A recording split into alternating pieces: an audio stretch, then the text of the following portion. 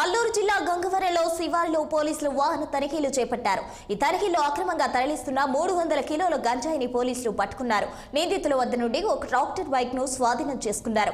పక్కా సమాచారంతోనే గంజాయిని పట్టుకున్నట్లు సీఐ తెలిపారు. 5 నిందితులను అరెస్ట్ చేసి రిమాండ్ కు తరలిస్తున్న పోలీసులు వెల్లడించారు.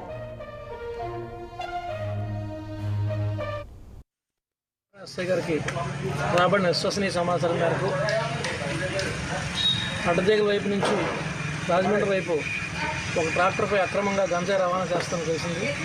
దాని మీద మధ్యవర్తులను సేకరించుకొని మన సిబ్బందిని సేకరించుకొని మన గంగవరం అవుట్స్కట్స్లో నెమలి చెట్టు దగ్గరలో వెహికల్ చెకింగ్ చేస్తుంటే ఉదయం సుమారు 8:15 గంటలకు ఒక 6 వ్యక్తులు ఒక ట్రాక్టర్ పైన మరియు ఒక వ్యక్తి మోటార్ సైకిల్ పైలట్ చేసుకుంటూ గంజాయిని తీసుకురావడం జరుగుతుంది.